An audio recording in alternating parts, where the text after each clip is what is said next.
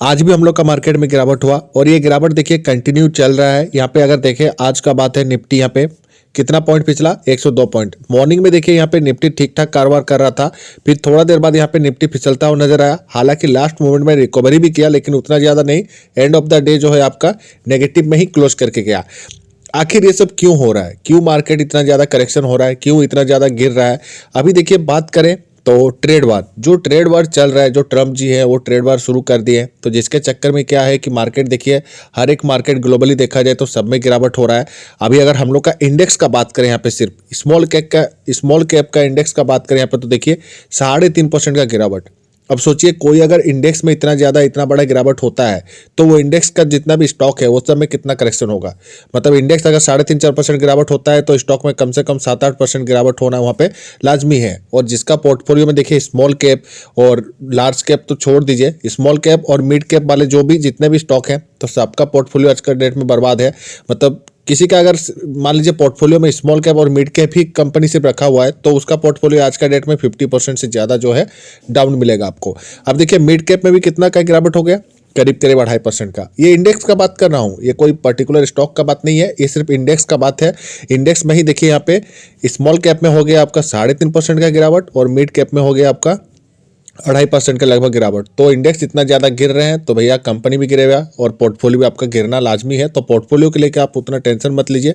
अगर cash in hand है तो कमेंट करिए कितना ज़्यादा आप कैश इन हैंड है, वो आपके लिए अपॉर्चुनिटी है तो उसको अपॉर्चुनिटी के हिसाब से लीजिए। अभी देखिए यहाँ पे निफ्टी बैंक का बात करें तो बैंक निफ्टी भी यहाँ पे देखिए गिरावट हुआ कितना 0.53%। तो बैंक निफ्टी में भी गिरावट हो रहा है। हालांकि कुछ कुछ कंपनियां बैंक है जो कि पॉजिटिव क्लोज करती है, लेकिन मैक्सिमम आज का डेट में अगर आप देखें तो सब स्टॉक जो है नेगेटिव ही यहाँ पे क्लोज देखे गई। अब देखिए उसके पीछे और एक रीजन है क्या, टैरिफ। जो ट्रम्प जी है इन्हीं के चक्कर में आज के डेट में जो है जितना भी ग्लोबली दिक्कत हो रहा है सब टैरिफ को लेके ही हो रहा है। ठीक है, और ऐसे भी अभी देखिए मोदी जी जो मीटिंग में गए हुए हैं तो वहाँ पे भी मीटिंग तो कल रात को ही यहाँ पे शुरू हो गया था और मीटिंग का जैसे ही आउटकम आया यहाँ पे तो मोदी जी जाने से पहले ही देखिए वहाँ पे ट्रम्प जी जो है वहाँ पे मतलब रेसिप्रोकल जो टैरिफ है उसको लेके यहाँ पे अनाउंस कर दिए गए थे। उसके बाद भी देखिए जो भी कुछ हो रहा है ये टैरिफ के चक्कर में ही हो रहा है। यहाँ पे अगर आज का डेट का बात करें तो एक तरफ से है कि एफआईज वाले भी कंटिन्यू सेलिंग कर रहे हैं, ये भी एक पॉइंट है। तो आज भी देखिए एफआईज वाले कितना माल बेच के गए हैं, 4,294 करोड़ का। हालांकि उसका अगेंस्ट में डीआईज देखे तो देखिए 4,363 करोड़ का माल यहाँ पे खरीदे हैं। ठीक है, ये हो गया आपका कैश मार्केट में। अगर आप इंडेक्स फ्यूचर का बात करें तो वहाँ पे भी देख सकते हैं एफआईज वाले लोग यहाँ पे देखिए फ्यूचर में जो है बेच के गए, हालांकि ऑप्शन में बाइंग करके गए तो कोई बात नहीं, ये तो बाइंग सेलिंग चलेगा। मेन है जो कैश मार्केट, वहाँ पे आज का डेट में भी देखा जाए एफआईज जो है यहाँ पे 4,300 करोड़ लगभग जो है माल बेच के गए। तो कंटिन्यू एफआईज भी जो सेलिंग कर रहे हैं तो कहीं ना कहीं ट्रेड वार के चक्कर में जो है एफआईज भी सेलिंग कर रहे हैं।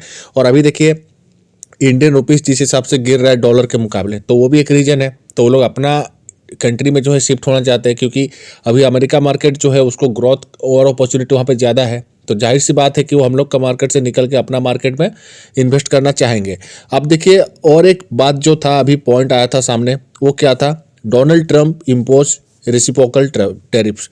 तो ये एक बहुत ज़्यादा बैड न्यूज़ हो जाता है मार्केट के लिए, हर एक कंट्री के लिए, क्योंकि उनका कहना सीधा है कि रेसिप्रोकल टैरिफ लगाएंगे और उससे सबसे ज़्यादा किसको होगा, इंडिया को। क्योंकि देखिए इंडिया सबसे ज़्यादा अपने गुड्स सर्विसेज जो होता है उसके ऊपर ज़्यादा टैक्स लगाती है यहाँ पे जितना भी इंपोर्ट करते हैं। ठीक है, तो अमेरिका का भी कहना है कि जिस कंट्री ने जितना टैरिफ लगाया हम लोग के ऊपर तो हम लोग भी उतना ही टैरिफ लगाएंगे उस कंट्री के ऊपर।